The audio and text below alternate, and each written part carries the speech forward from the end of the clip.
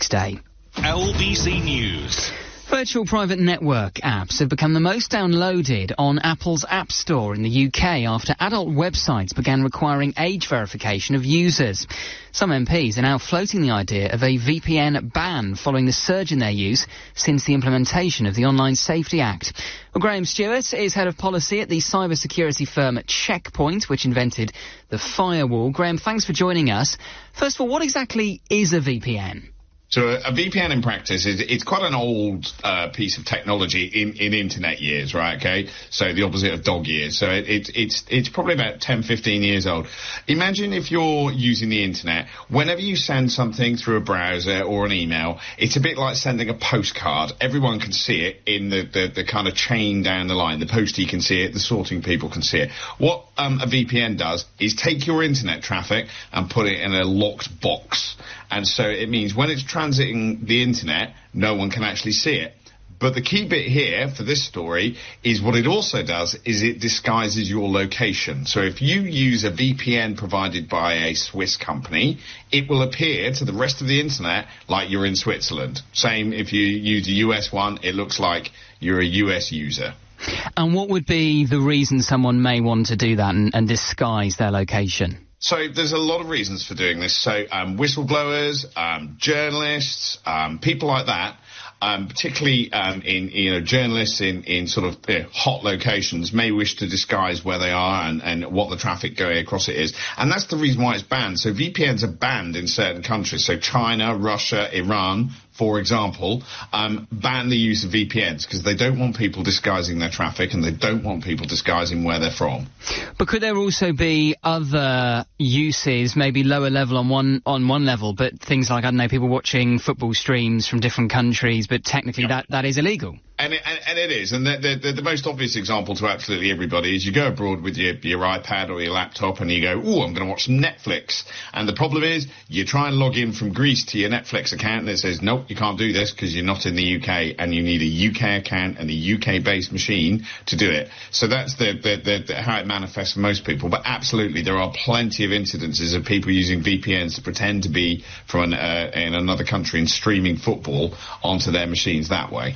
And do governments have any power at the moment, Graham, to monitor what people view on VPNs? I mean, if, for example, someone isn't just watching a football stream in another country, they're, I don't know, accessing illegal porn or extremist content, is there any way that a government can monitor that? No, there isn't. I mean, in the main, the answer is no. And that's one of the problems with VPNs. But the way to think about VPNs in the wider context is this is a technology that's used every single day by millions and millions of people in the UK. If you're working remotely, if you're working from home, if you're working in a cafe, if you're out on site, you're probably using a VPN to log back into your company network. Most organizations will use a VPN or a similar technology to actually allow their staff to work remotely. And so therefore, there's pros and cons of both at both ends of this technology. So what do you make, Graham, of suggestions from some MPs that maybe VPN should be banned? Oh, I'm afraid that's not possible. I don't see how they're going to regulate the use of VPNs. And like I said, the only other countries in the world, and I'm not for a moment suggesting that we're similar, that bans VPNs are China, Russia and Iran and places like North Korea.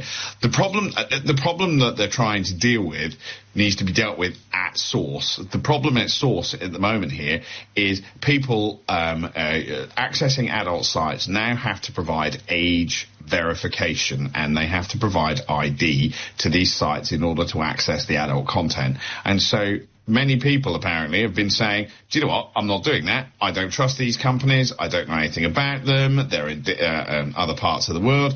I'm just going to bend the rules. I'm just going to pretend to be from, and forgive me, Switzerland, but, pretend to be from Switzerland or pretend to be from the US, where they don't have the same legislation around age verification on adult websites. And so they're just going to get around it that way. So I understand the problem that they're trying to address, and it's absolutely imperative that children are protected from adult material, and I completely understand that. But unfortunately, this is kind of dealing with it the wrong way round. So how do we deal with it then? Because, I mean, we've heard today, for example, an LBC News investigation has found that dozens of porn websites are ignoring the requirement for rigorous age checks, and as you mentioned, some people are using these VPNs to get around those as well. So what is the solution then? Well, what the solution probably isn't, and what's generated this, is trusting the websites themselves to actually go away and do the age verification. There's been reports of some of these websites that do use the requirement for verification, accepting fake Google IDs, Chat GPT generated IDs, things like that. It needs a robust approach to this. So there's plenty of ways. There's the government ID scheme online. There's using banking credentials. The problem you have is that you need to trust the website you're going to.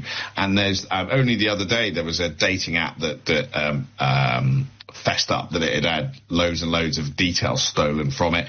There was a case a couple of years ago with the adulterous dating website, if I can use it kindly like that, Ashley Madison. Loads of people put their details in it and they got hacked and had all their details stolen. People aren't going to readily accept that as an outcome. And so the age verification piece and the ID verification piece needs to be more robustly informed and driven as an approach, and it needs to be UK centric, and you as a user need to be 100% content that if you're going to put your details into one of these adult websites, that you're absolutely comfortable that this information isn't going to get used for nefarious purposes or gets hacked and stolen and things like that. That's the problem here. And so the government probably wants to go down the line of finding a slightly different approach to do this, maybe owning the age verification process or something like that, because otherwise people are just going to find a way around it. It's forgive the slightly flippant example, it's a bit like telling people you have to be 18 to buy a pint in a pub. Plenty of people I know over the years have bought pints in the pub using fake ID and things like that. So actually the requirement there was on the pub to look for official ID, a driving licence, a passport, something like that. It's the only way you're going to get around it is to actually drive better approaches to this and a slightly more grown-up debate about it. Graham, really appreciate your time. Thank you so much. Graham Stewart there, Head of Policy at the cybersecurity firm Checkpoint.